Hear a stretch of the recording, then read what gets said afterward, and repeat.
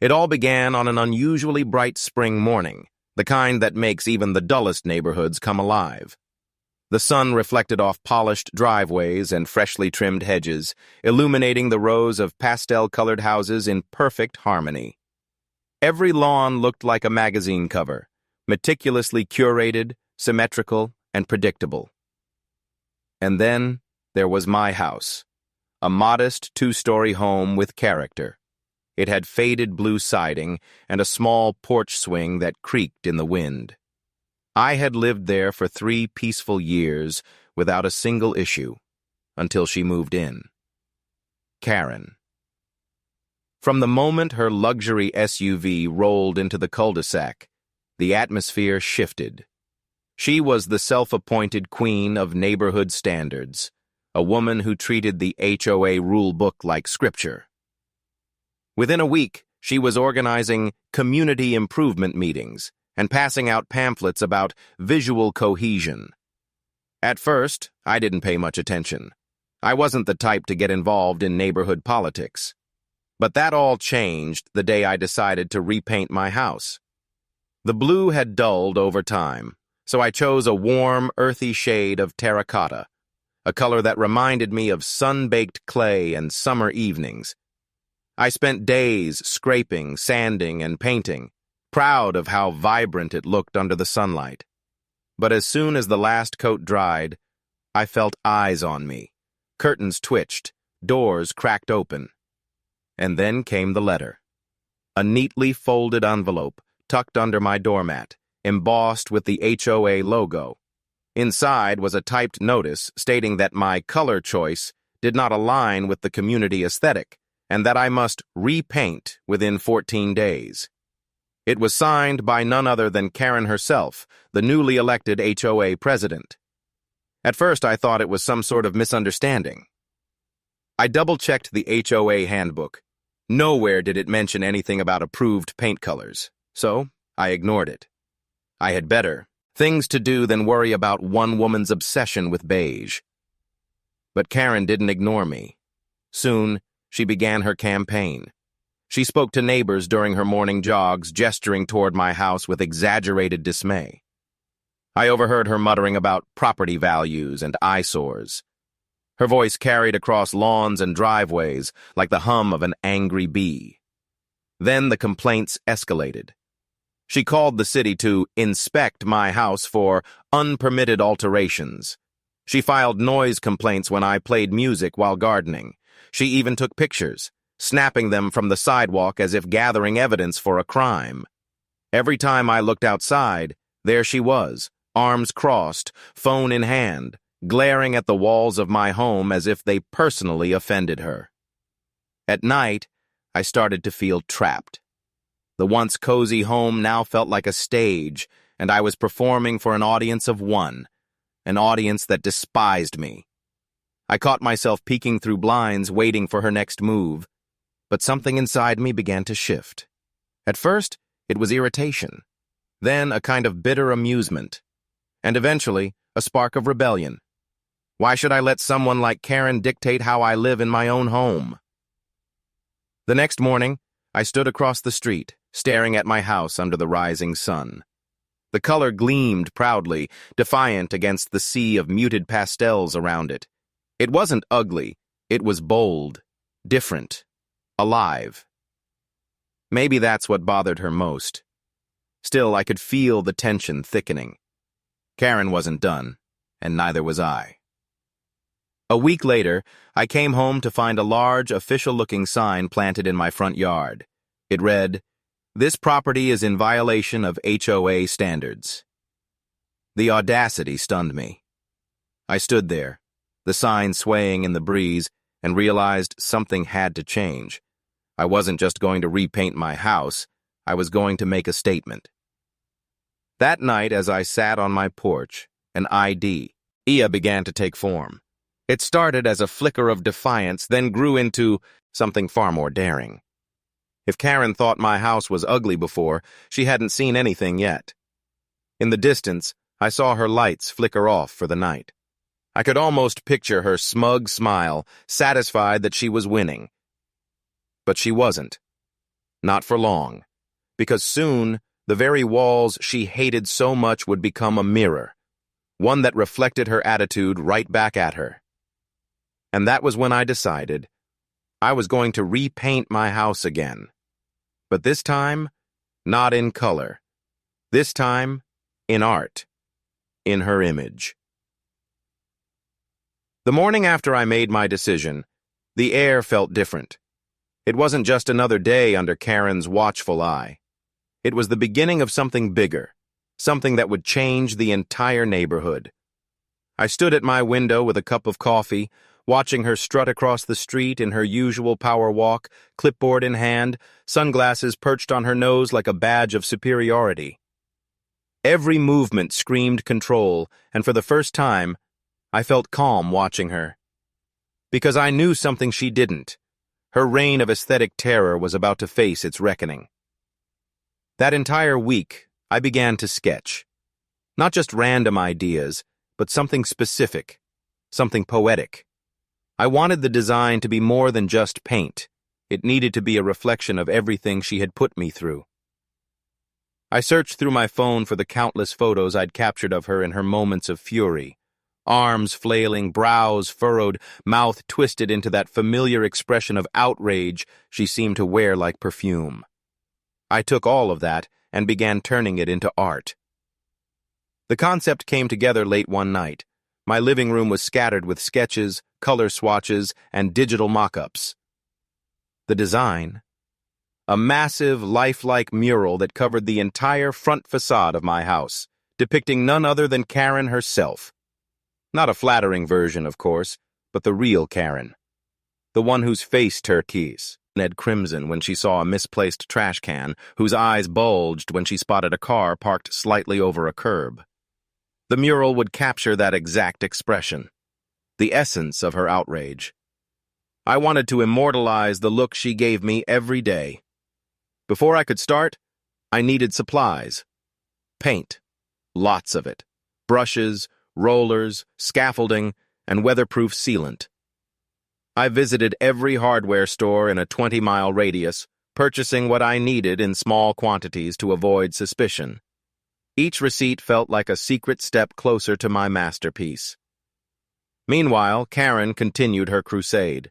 She sent me another notice, this time threatening legal action if I didn't comply with HOA color standards. The irony made me laugh. I pinned her letter to the corkboard above my desk, right next to my sketches of her furious face. When I wasn't preparing materials, I watched her routine closely. She left her house at 8:30 every morning and returned at 5:45 sharp. That gave me nearly 9 hours each day to work uninterrupted. The plan was meticulous.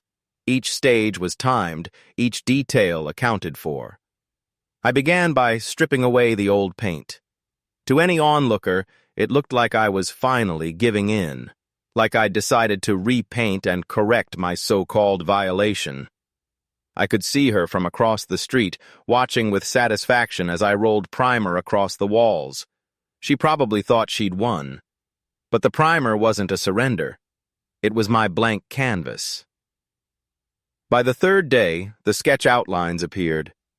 Subtle at first, just faint lines tracing shapes across the walls. To anyone else, it might have looked like random markings, but I knew exactly what they would become. I stood back at the end of each day, imagining the final result. The ultimate neighborhood scandal. As I worked, the neighborhood began to take notice. People slowed their cars when passing by. Some smiled, others whispered. I could feel curiosity spreading. But Karen? She stayed, silent. I could sense her growing impatience. Every evening she'd linger longer on her driveway, pretending to water plants or check her mailbox, trying to make sense of what I was doing. The weather, mercifully, stayed clear. The sun baked the paint dry as I added layer after layer. The foundation of the mural took shape, broad strokes, exaggerated contours, the unmistakable curve of an angry mouth. The more it developed, the more I could feel the energy of it radiating outward. It wasn't just a painting, it was a statement. But beneath the satisfaction was a simmering tension, I knew there would be consequences. The HOA didn't take kindly to non-conforming displays. But at this point, it wasn't about rules. It was about reclaiming my peace, my space, and my dignity. By the end of the first week, the rough image was complete. It was unmistakable now. Anyone driving by could see it. An enormous, expressive face frozen mid-scowl, her brows arched, lips pursed, the embodiment of disapproval. Even unfinished, it commanded attention. I took a step back, wiping sweat from my brow, and couldn't help but laugh quietly to myself. Across the street, Karen stood frozen, her jaw literally dropped. The watering can in her hand tilted, spilling water onto her shoes as she stared in disbelief. For once, she didn't have anything to say. She stormed back inside a moment later, slamming her door hard enough for the sound to echo down the street. I knew what was coming next. Complaints, letters, maybe even threats. But none of it mattered anymore. Because for the first time since she moved in, I felt free. That night, I celebrated quietly with a glass of wine on my porch, admiring the way the mural glowed in the soft lamplight. The face, her face, looked almost alive under the glow. But I wasn't done yet. The next phase would make sure no one ever forgot this feud. I had plans to add fine, or details, a few symbolic touches that would make the message crystal clear. Still, I knew what tomorrow would bring. Karen was not the kind of person to take humiliation lightly. I imagined her pacing her living room, phone in hand, calling anyone who would listen. The silence before the storm hung heavy. The calm was almost eerie, but deep down, I was ready for whatever came next. Because no matter how loud she shouted, no matter how many rules she waved in my face, my house was my canvas. And I wasn't done painting yet. By the next morning, the calm had vanished. The quiet hum of suburbia, the sprinklers, the chirping birds, the distant hum of lawnmowers was drowned out by the sound of Karen's fury. Her front door slammed open at exactly 7:03 a.m., and she marched straight to the edge of her driveway, phone in hand, snapping photos of my house like a paparazzi at a crime scene. I didn't even need to look to know what she was doing. Her shrill voice carried across the cul-de-sac, a symphony of outrage. She was on the phone with someone, probably the HOA board or maybe the city. The words public nuisance, defacement, and property value destruction floated through the air like storm clouds gathering. Within an hour, cars began arriving. First, 2 other members of the HOA board, both looking deeply uncomfortable as they followed Karen up my driveway. Then, a man in a cheap suit with a clipboard, probably some sort of property compliance officer. They all stood together, staring up at the mural, whispering among themselves while Karen gestured wildly, her face twisting with indignation. Ironically, she was mimicking the exact expression captured on my wall. From inside, I watched through the blinds, sipping my coffee, calm and composed.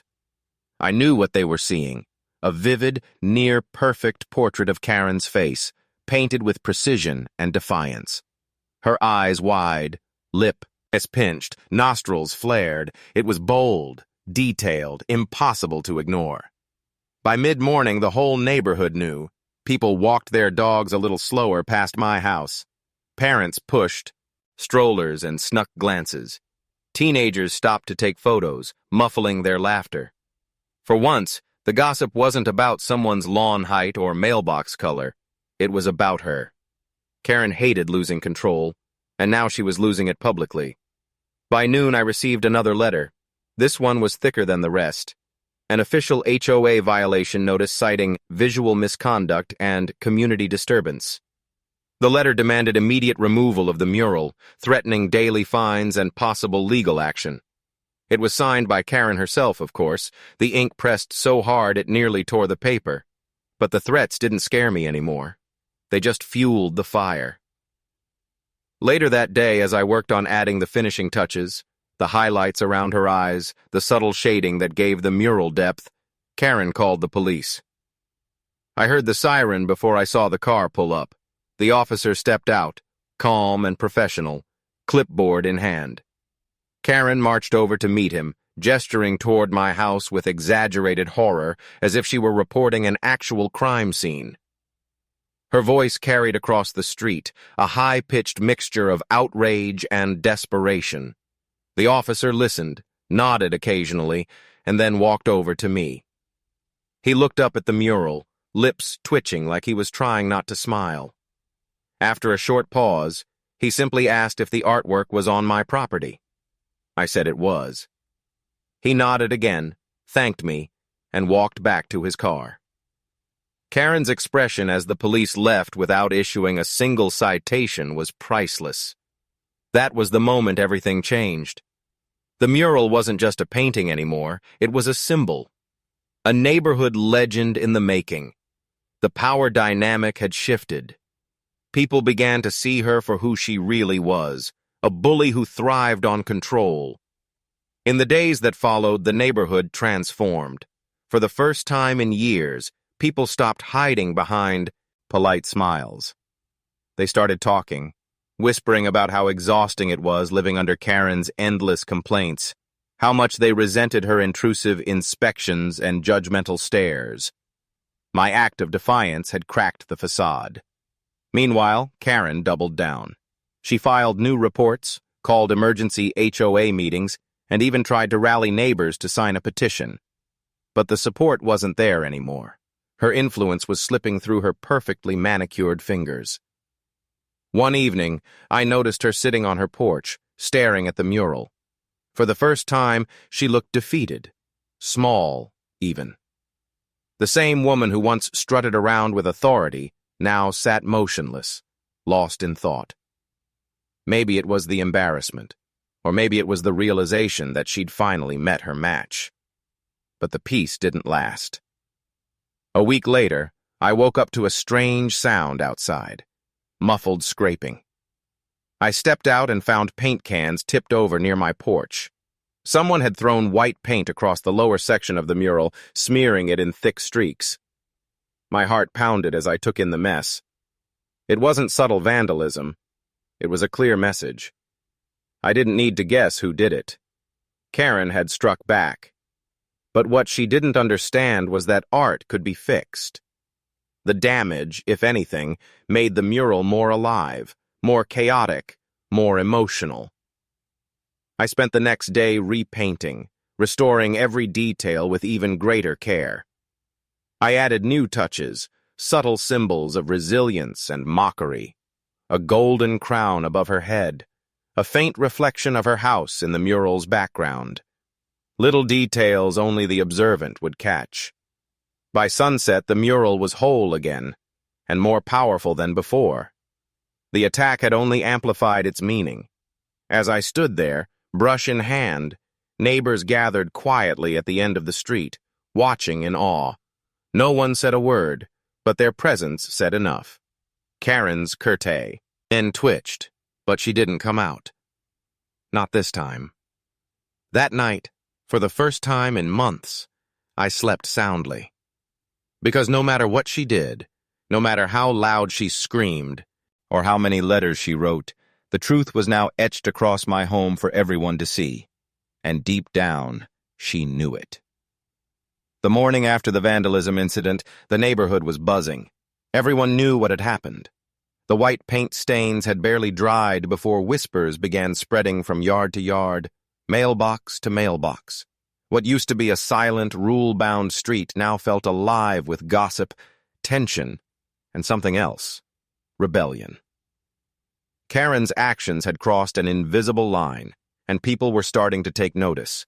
For years, she had controlled this neighborhood with fear disguised as organization. She called it maintaining standards. Everyone else called it tyranny. Now, because of one mural, all those bottled-up frustrations had found an outlet. By mid-morning, I watched from my porch as two of my neighbors, people who had barely spoken to me before, walked across the street and stood admiring the restored mural. One of them, a quiet man named Jeff, nodded approvingly. Another, A young mother who had once been scolded by Karen for having too many garden ornaments, smiled and said something to her friend, pointing toward my house. I couldn't hear her words, but her expression said it all. Something was changing. Meanwhile, the HOA board was in chaos. Karen had called an emergency meeting the night before, sending out printed notices to every mailbox. Normally, people would attend just to stay on her good side, but this time, the turnout was record-breaking for an entirely different reason.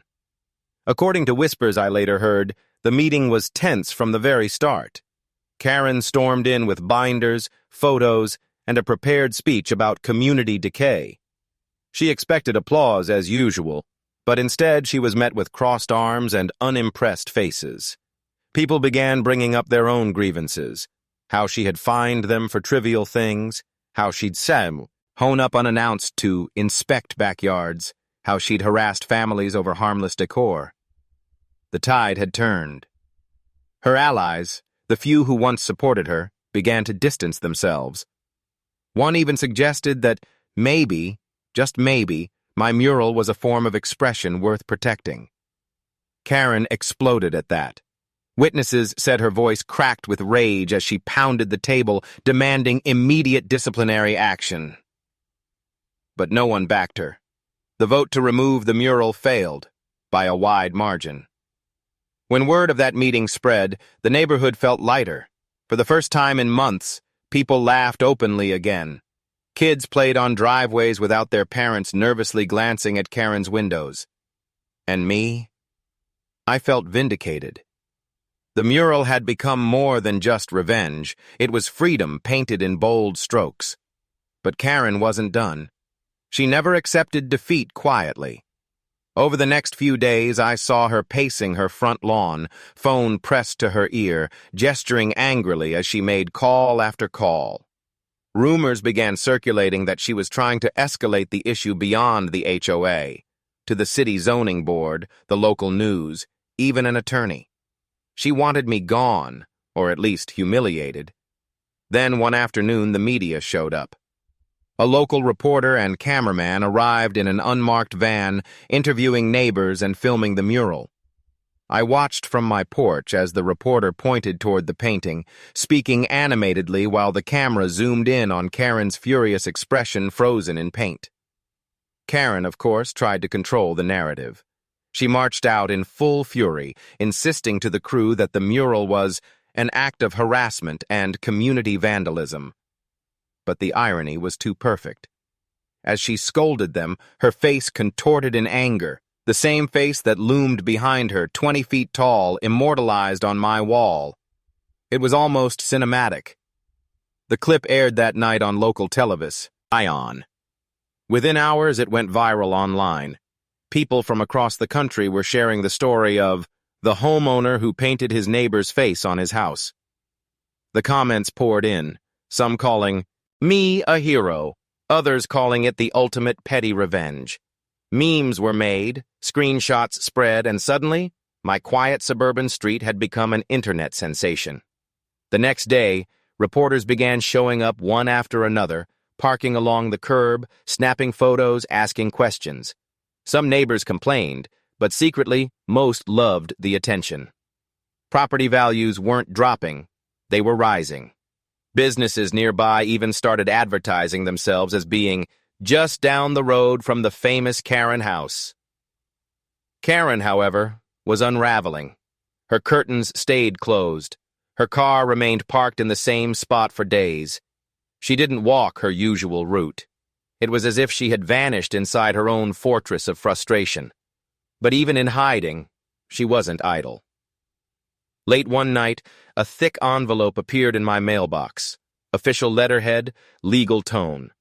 It was a cease and desist notice from a law firm representing Ms. Karen H. She was claiming emotional distress, defamation, and neighborhood harassment. I read it twice, calmly, and then set it on the kitchen counter. I wasn't surprised. I had been expecting something like this. Still, the sight of that letter reignited something inside me. It wasn't just about her anymore. It was about standing up to a system built around control and conformity. The mural had started as revenge, but now it was something more. It was a story about taking back power from someone who had weaponized authority. I called a lawyer of my own the next morning. He laughed when he saw the case details. "They don't have a leg to stand on," he said. "Your house, your wall, your art." For the first time, I felt untouchable. Days passed, and the chaos slowly turned into calm again. The reporters moved on to newer stories. The HOA restructured itself under new leadership, and Karen's influence shrank into silence. But the mural remained, a monument to defiance, pride, and poetic justice. People still stopped to take photos, sometimes even tourists who had read about it online. The street that once suffocated under rules now buzzed with energy. There was laughter, friendliness, even creativity. Yet even as life began to return to normal, a strange unease lingered. I hadn't seen Karen in days, maybe weeks. Her blinds stayed shut, her mailbox overflowed, and her yard, once perfectly manicured, started showing signs of neglect. Something had changed, something deeper than embarrassment. And though I told myself I didn't care, part of me couldn't shake the feeling that the story wasn't over. Because people like Karen don't just disappear quietly. They plot. They wait. They come back. The neighborhood had grown quieter since the chaos died down, but it wasn't the peaceful kind of quiet. It was the tense, waiting kind, the kind that hangs in the air before a storm. The mural still stood proudly across my home's facade, vibrant even after weeks of weather and attention. The media had moved on, the HOA had all but dissolved, and neighbors had returned to their daily lives. But one house remained untouched by time or routine, Karen's. Her blinds never opened. Her trash bins never moved. Her once pristine lawn had grown uneven and patchy. The flower beds, once symmetrical and bright, had wilted under neglect. Every time I looked at that house, it felt less like a home and more like a fortress slowly decaying from within. For a while I thought maybe she'd finally accepted defeat. Maybe the embarrassment, the ridicule, the viral attention had driven her into retreat. But Karen wasn't the type to surrender. She was the type to plot, to brood, to come back with vengeance dressed as righteousness. And she did. It started subtly. A letter slid under my door late one evening. No HOA logo this time, no formal tone, just a handwritten message in looping cursive that said, "Enjoy your fame while it lasts. This isn't over." The words weren't threatening in the legal sense, but the intent behind them was clear. A few days later, new cars began appearing on the street. Dark SUVs parked for hours at a time, engines off, tinted windows reflecting the mural. Strangers walked by with cameras, but they weren't the friendly kind of visitors who took selfies. These were different, methodical, observing, documenting. Then came the noise. At first it was faint, a low, rhythmic hum late at night, just loud enough to keep me awake.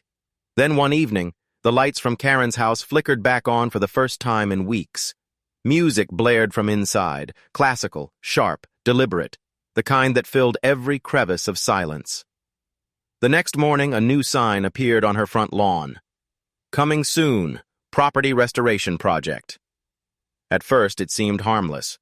Maybe she was renovating. But the following day, construction crews arrived. Not ordinary workers, but a professional restoration team. They set up scaffolding across her entire front wall, directly facing my house. For 2 days, they worked non-stop. Tarps hung from her roof like a veil, concealing whatever was happening behind them. On the 3rd day, the reveal came. When the tarps dropped, my jaw did too. Karen had painted her own mural, a massive, glossy, hyper-realistic painting of herself smiling serenely, surrounded by flowers and sunshine. It was as if she was trying to reclaim her image, rewrite the narrative I had created. Her mural faced mine directly, two titans locked in a silent, painted standoff. The neighborhood was speechless. Some laughed, some shook their heads, others whispered about how far she'd gone. But deep down, I had to admit, it was almost impressive. Almost. That night, under the glow of the streetlights, I stood on my porch and stared at her new masterpiece. It was technically flawless, but there was something eerie about it. Her smile didn't feel genuine. It was forced, painted over bitterness. Her eyes, though beautifully rendered, carried a tension that even paint couldn't hide. And then I saw it. Tiny, deliberate brushstrokes in the background that looked suspiciously like words. I stepped closer, squinting, and realized she had hidden phrases within the mural's floral backdrop. Words like defamation, bully, revenge, and justice. It wasn't art. It was accusation. The next morning, the battle lines were drawn again. The local news returned after spotting Karen's counter-mural online. Once again, our quiet neighborhood became a stage for cameras and commentary. Reporters called it the Great Suburban Art War. They interviewed both sides. Well, they tried to. I declined, preferring silence over spectacle. Karen, however, seized the opportunity. She stood proudly in front of her house, delivering a passionate speech about the right to restore dignity. The irony was staggering. Neighbors rolled their eyes. Some even laughed openly during her interview. Her attempt at reclaiming her reputation was backfiring spectacularly. What she saw as redemption looked to everyone else like desperation painted in high gloss. Still, I could feel her determination growing. Her need to win, no matter the cost, was consuming her. That evening, long after the reporters left, I sat outside watching the two murals face each other across the street. Mine, raw, honest, chaotic. Hers, polished, artificial, hollow. Together, they told the story of our feud better than words ever could, but the balance couldn't last. A few nights later, around midnight, I woke to a strange crackling sound outside. At first, I thought it was the wind. Then I smelled smoke. My heart pounded as I ran to the window. Across the street, Karen's mural was ablaze. Flames licked up the paint, devouring her perfect smile. The fire spread fast, swallowing the front wall of her house in orange light. Sirens wailed minutes later. Fire trucks arrived, neighbors poured into the street in panic, and I stood frozen, watching the chaos unfold. Through the smoke and flashing lights, I caught a glimpse of Karen on her lawn, barefoot, clutching her phone, her face illuminated by the glow of her own burning creation. It was surreal. The woman who had tried to destroy me was now watching her symbol of control crumble into ash. By morning, half her house was charred. The cause was officially declared electrical malfunction, though whispers said otherwise. Some claimed she had been trying to repaint late at night, that a spotlight she was using had overheated. Others thought she'd done it on purpose, unable to stand the ridicule anymore. Whatever the truth was, the result was the same. Her power was gone, reduced to smoke and embers. As the sun rose, I stood on my porch, staring at the blackened remains across the street. The mural of her angry face still watched over the neighborhood, unscathed, glowing faintly in the dawn. And for the first time, I felt something unexpected. Pity. Karen had fought so hard to control everything around her that she'd lost control of herself. But deep down, I knew this wasn't the end. Because even in ruins, Karen wasn't the type to fade quietly. There was one last act left in her story, and I could feel it coming. In the days following the fire, the neighborhood fell into a strange silence. The charred shell of Karen's house stood as a dark monument to everything that had unfolded. Weeks of tension, years of control, and a single spark that had reduced it all to ashes. The once perfect lawns and pastel symmetry of the street felt hollow now, the air heavy with disbelief. The fire trucks were gone, the reporters had packed up, and the world had moved on to newer, louder dramas. But our cul-de-sac was still haunted by what had happened. Smoke had stained the white fences gray, and the scent of burnt wood lingered long after the last embers died. No one saw much of Karen after that night. Her car disappeared from the driveway. Her mailbox, blackened and bent, remained stuffed with unopened letters. For a while, there were rumors that she'd gone to stay with relatives in another state. Some said she was in legal trouble over insurance claims. Others whispered she'd simply left town out of shame. But no one really knew for sure. The HOA, what was left of it, quietly disbanded.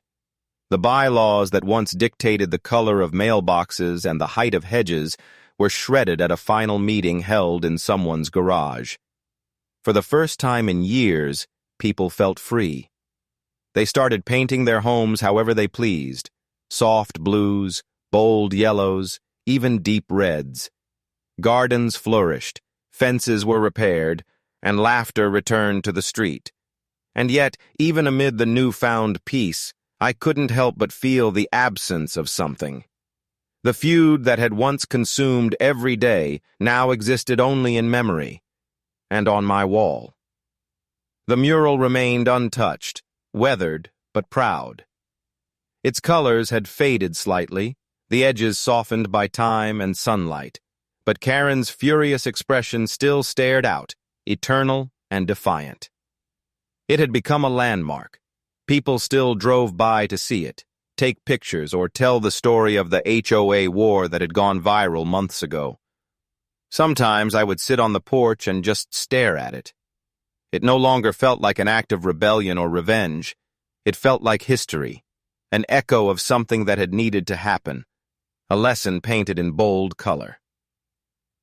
Then one evening, as summer gave way to autumn, I noticed something strange. A single light flickered across the street, inside Karen's burned house. It startled me. For months the place had been abandoned, condemned, its windows boarded up. But now, through a gap in the wood, a faint glow pulsed from within. I stood there, frozen, the air cool and still. For a moment, I thought I saw movement, a shadow crossing behind the window. The next morning I walked over, cautious but curious. The yard was overgrown, the path littered with debris. The front door hung crooked on its hinges. The faint scent of smoke still lingered. I peered through a broken pane of glass and froze. There, on the inside wall, just visible through the darkness, was paint. Fresh paint. A small, crude image had been drawn in what looked like charcoal and leftover soot. It wasn't finished, but it was unmistakable. It was me. My face, my expression, calm, smug, satisfied, mirrored back at me from the ruin. It was her final message. Whether she had done it herself before leaving or someone else had carried out her will, I never found out. But the meaning was clear.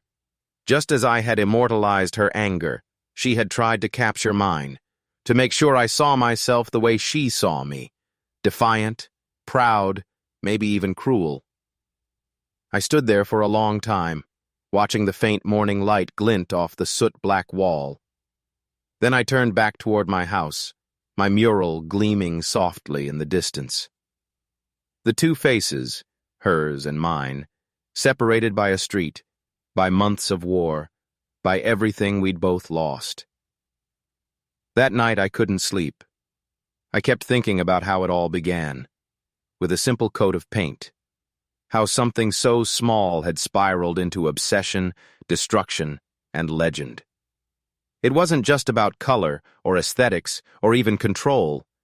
It was about the human need to be seen, to be heard, to feel like we mattered. Karen had wanted perfection. I had wanted peace.